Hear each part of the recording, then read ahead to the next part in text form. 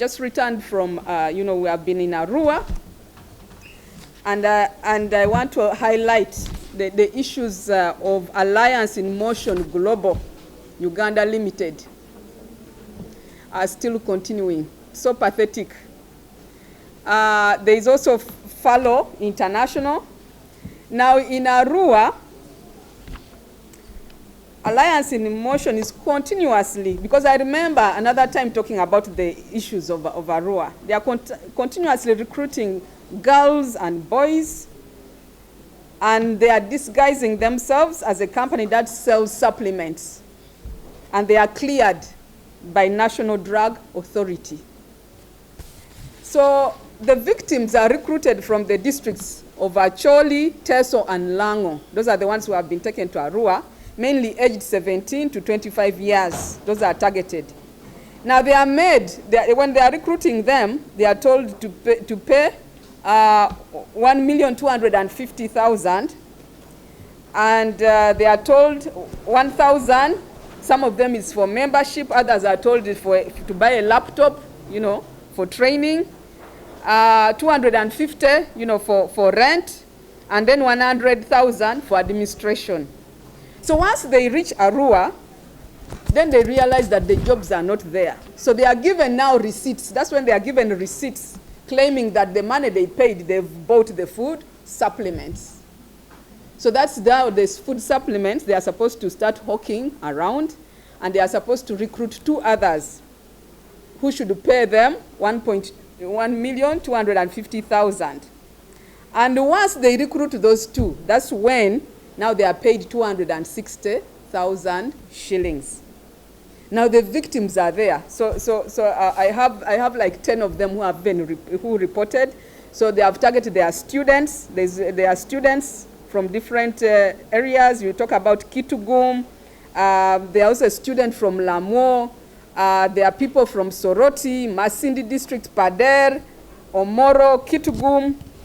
And these people of Alliance Global have their offices in Arua, Gulu, Lira, Soroti, Mbale, and here in Kampala. So the victims in Arua were over 500. Now this is one of the pictures, where over 200 were now being trained on how to recruit others.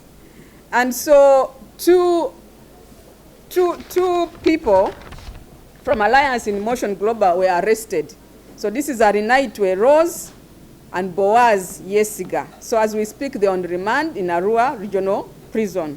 And we want to thank, for those arrests.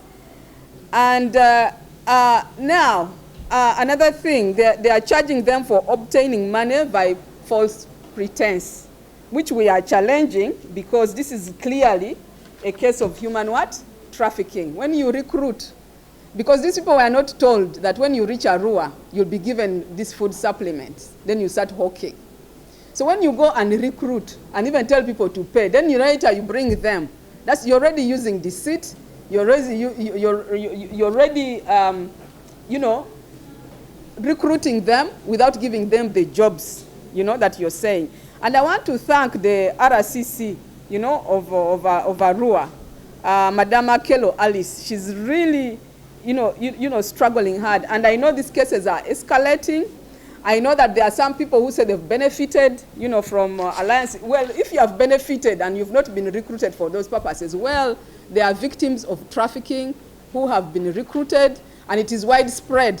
I've been to Busia, I've been to Mbale, everywhere it is getting out of hand, and this organization, Alliance in Motion Global, is really recruiting young people from school, from different areas, and exploiting them, and that is human trafficking, at least according to the Prevention of Trafficking Persons Act. And we want to warn Ugandans, because if you're seeing similar instances, it is a case of human trafficking. As I wind off, because I know that I don't have much time, we are still following on Ethiopians. Ethiopians, they are using Uganda, like we said, as a transit route. And 2 other girls, have been denied entry, at Rakaka. And we are continuously training. The whole of this week, we are really training people at Entebbe. All the staff, all people who are at Entebbe undergoing training, and we are doing it at the airport. And World Day Against Trafficking is on 30th, and we are going to, that's where all the celebrations are going to be, because we are clearly, and want to thank Civil Aviation, because we are really making sure that Entebbe Airport becomes a traffic-free, a free zone. We are continuing with those training, and Entebbe Airport, they are continuing to do offloads, because they are offloading, you know, people who are traveling without clear circumstances, and we know clearly you are victims of trafficking. And I know that in 2021, there were 2,119 offloads from January up to December. In 2022, from January up to June, we've already offloaded 1,080. So we are looking at, especially the majority are women, and I know that I've said this before, over 98% of women who are going especially to the Middle East for domestic work are single mothers. They are running away from domestic violence. The children have been abandoned. So we have to go back to the family, that what is happening to these women, because they are not going because they are excited to go and do domestic work. They are going because they have no other alternatives. They've abandoned the women. You can't have over 98% of women traveling because they want to take care of children. What has happened to our families? We can't look at women whom are saying, why are you traveling? And even when we give them the awareness, they say, you know what, I'd rather go and suffer abroad, but I have to run away from this man. I have to run away from this family, which is continuously keeping me in that situation of domestic violence. So I think it is really a collective effort, that much as people are moving to work, move because it is a choice, not because you are running away from something.